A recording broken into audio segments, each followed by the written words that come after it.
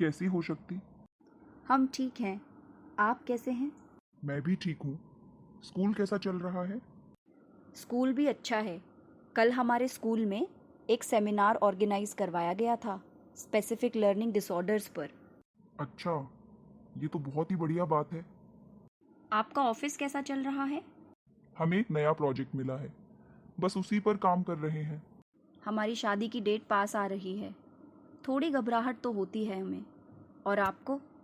थोड़ी घबराहट तो हमें भी होती है, क्योंकि शादी सिर्फ एक दिन का आयोजन तो नहीं, हमारे जीवन के आने वाले समय को प्रभावित करेगा। हमारी माँ कहती है कि हमें तो पूरी तरह बदलना होगा। पूरी तरह क्यों बदलना होगा?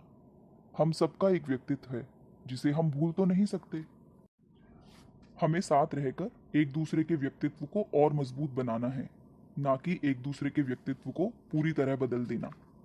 हाँ, जो भी बदलाव जरूरी हैं, उसमें मैं तुम्हारी पूरी मदद करूंगा।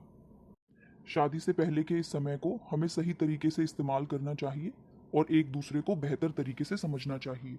अच्छा, एक बात बताओ, यदि शादी के बाद हमारे बीच कोई बहस या झगड़ा हो, तो तुम क्या करोगी? मुझे लगता है कि हमें शांत होने पर एक दूसरे से बात करनी चाहिए और किसी और को उसमें शामिल ना करके खुद ही उसे सुलझाने की कोशिश करनी चाहिए। सही कहा।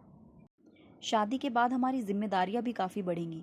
मुझे लगता है इस बारे में भी हमें बात करनी चाहिए ताकि शादी के बाद होने वाले बदलाव हम आसानी से संभाल पाएं। बिल्कुल, मैं उन जिम्मेदारियों को बांटने में तुम्हारी जरूर मदद करूंगा।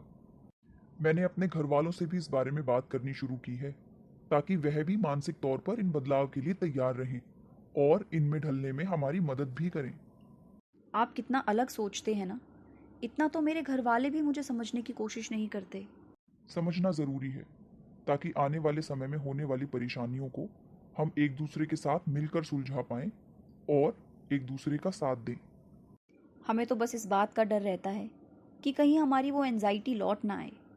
तुम डॉक्टर से हुई बात भूल गई क्या? उन्होंने कितने अच्छे से तुम्हें समझाया था। हाँ, वो बातें मैं सोचती हूँ और खुद को बार बार याद भी दिलाने की कोशिश करती हूँ कि मुझे वो प्रैक्टिस करते रहना है, अपने विचारों को सही तरीके से समझते रहना है। लेकिन अगर कभी तुम्हें बहुत ज्यादा घबराहट हो, तो मैं तुम्हारी कैसे मदद कर सकता हूँ? आपने ये सवाल पूछकर हमारी आधी परेशानी तो पहले ही ठीक कर दी। अगर आप हमारी बातों को ध्यान से सुन पाएंगे और हमारी भावनाओं को समझ पाएंगे तो हमें काफ़ी मदद मिलेगी। लेकिन इसका मतलब ये नहीं है कि सारा काम समझने का सिर्फ आपका है। मेरी भी उतनी ही जिम्मेदारी बनती है ताकि परेशानी के समय मैं भी आपकी उतनी ही मदद कर सकूं।